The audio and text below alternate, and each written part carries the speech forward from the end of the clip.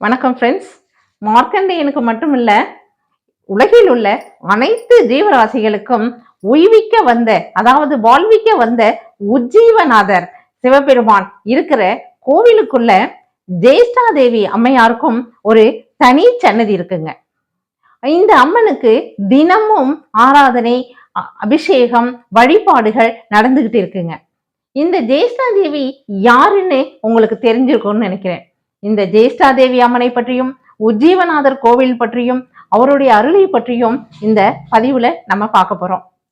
Friends, அதுக்கு முன்னால நம்ம ஜெயகௌரி ஜோதிடாலயத்தை சப்ஸ்கிரைப் பண்ணாம இருக்கீங்கன்னா கொஞ்சம் சப்ஸ்கிரைப் பண்ணிடுங்க. அப்படியே பக்கத்துல இருக்கிற பெல் பட்டனை பிரஸ் பண்ணுங்க, லைக் பண்ணுங்க, ஷேர் பண்ணுங்க.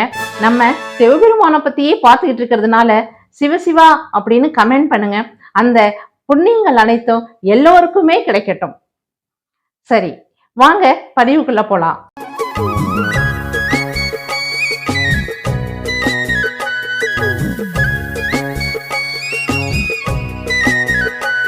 திருச்சியிலிருந்து வயலூர் செல்லும் சாலையில உய்யக்கொண்டான் திருமலை இருக்குங்க.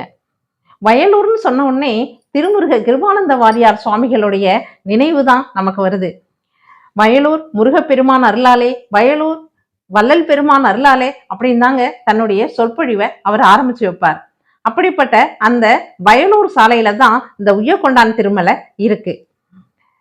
உய்யக்கொண்டான் திருமலை கற்குடிங்கிற ஒரு சிறு குன்று தான். இதுல 65 படிகள் இருக்கு. அத ஈஸியாவே நம்ம சாதாரணமா அதன் மேல ஏறி போய் உஜ்ஜீவநாதரை தரிசிக்கலாம். உஜ்ஜீவநாதர் கோவில்ல இங்க 2 அம்பிகைகள் இருக்காங்க.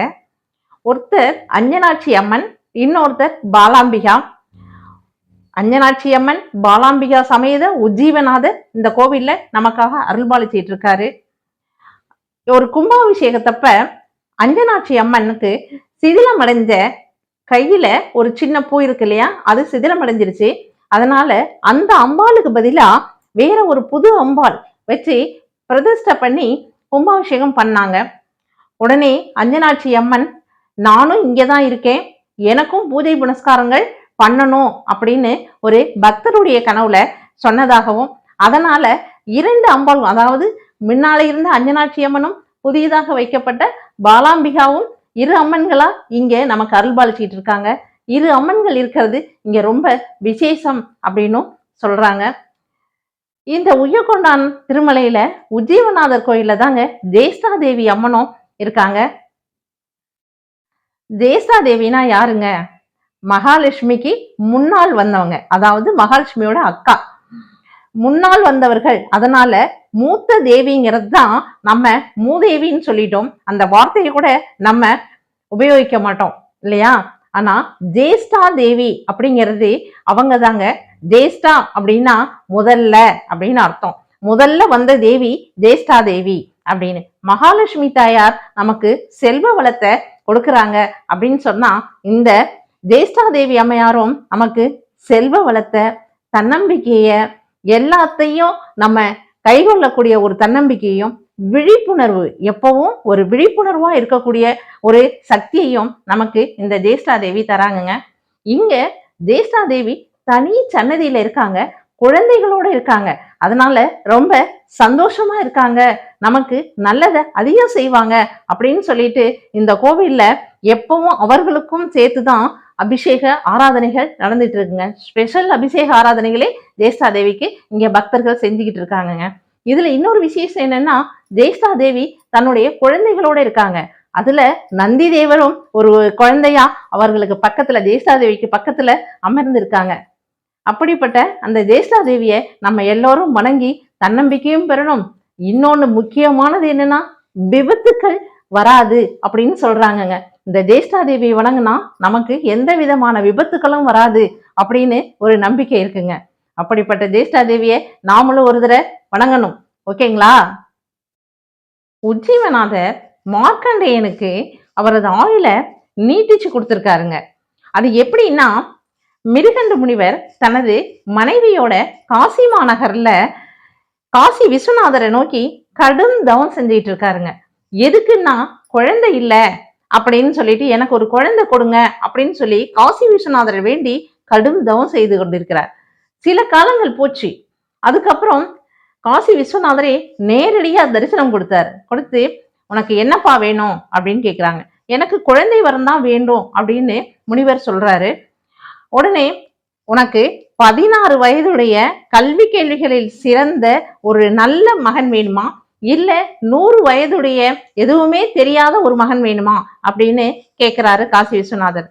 உடனே முனிவர் சொல்லிடுறாரு, எனக்கு 16 வயதுடைய கல்வி கேள்விகளில் சிறந்த ஒரு மகன் வேண்டும் அப்படின்னு சொல்லிடுறாரு. அதே மாதிரி சில காலங்கள்ல அவருக்கு ஒரு குழந்தை பிறக்குது. மார்க்கண்டேயன் பேர் வச்சு வளர்த்துக்கிட்டு இருக்காங்க. அந்த பையன் சின்னவதுல இருந்தே கல்வி கேள்விகள்ல சிறந்து வேதங்கள் ஆகமங்கள் எல்லாம் படிக்கிறாங்க. என்னென்ன கலைகள் 64 கலைகள்னு சொல்லலையே அத்தனையுமே 16 வயதுக்குள்ள மார்க்கண்டேயனுக்கு எல்லாமே படிச்சு அதுல பெரிய மேதாவி ஆயிடுறாங்க.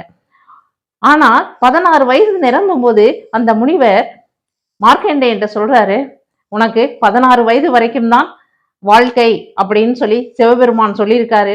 நீ சிவபெருமான விட்டுறாத, அவரால் மட்டும்தான் உன்னுடைய ஆயுளை நீட்டிச்சு கொடுக்க முடியும். அதனால நீ சிவபெருமான நோக்கி தவம் செய்யி, அவர் இருக்கிற எல்லா கோவில்களுக்கும் சென்று வழிபடு அப்படின்னு சொல்லி சொல்றாரு. ஏற்கனவே மார்க்கண்டேயன் எல்லா விதமான பக்தியும் தெரியும், வேதங்கள் தெரியும், ஆகமம் தெரியும், கல்வி தெரியும், கேள்வி தெரியும், எல்லாமே தெரியும் அவருக்கு.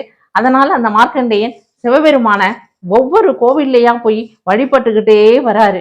அப்படி வழிபட்டுக்கிட்டு வரும்போது கடைசியா நம்ம இங்க இருக்கிற உஜ்ஜீவநாதரை பார்க்க வந்துட்டாரு. இங்க உய்யக்கொண்டான் திருமலை மேல ஏறி உஜ்ஜீவநாதர் கிட்ட வேண்டி வரம் கேட்கிறாரு, என்னுடைய ஆயுளை நீட்டிச்சு கொடுங்க அப்படின்னு சொல்லி கேட்கிறாரு. உடனே சிவபெருமான் அர்த்தநாரீஸ்வரரா வெளியில வராரு பாருங்க. அர்த்தநாரீஸ்வரரா வெளியில வந்து நின்னு, நீ திருக்கடையூருக்கு வா, அங்கே உன்னுடைய ஆயுள் பலத்தை நானு நீட்டிச்சு கொடுக்குறேன் அப்படின்னு சொல்றாரு. அந்த அர்த்தநாரீஸ்வரரா நின்ன இடம் இப்பவும் உஜ்ஜீவநாதர் கோயில்ல பாதங்களா நமக்கு காட்சி அளிக்குதுங்க. அந்த மாதிரி மார்க்கண்டேயனுக்கு ஆயுளை நீட்டிச்சு கொடுத்த தலம் அப்படிங்கிறதுனால இங்க வர்றவங்களுக்கு ஆயுள் பலம் அதிகம், மரண பயம் கிடையாது அப்படின்னு சொல்லுவாங்க. இது ஒரு ஐதீகமா இருக்கு.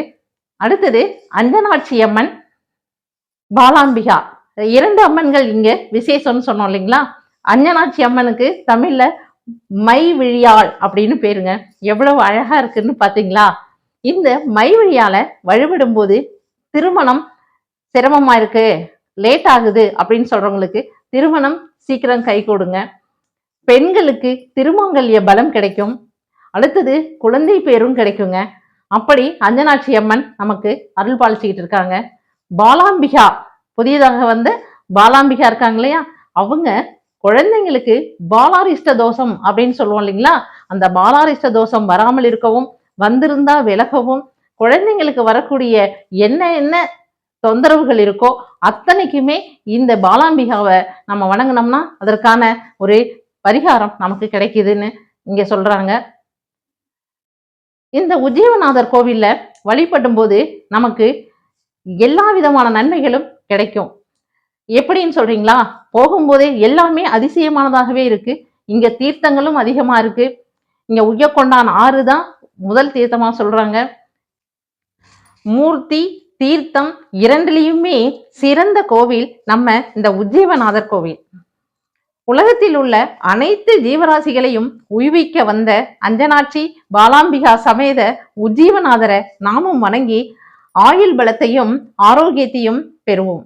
அதே போல தனி சன்னதியில் நமக்கு அருள்பாலிச்சுக்கிட்டு இருக்க ஜேஷ்டா தேவியையும் வணங்கி நிம்மதியான தூக்கத்தையும் செல்வ வளத்தையும் விபத்தில்லா வாழ்வையும் நாம பெறுவோம் அப்படின்னு வேண்டிக்கிறேன்.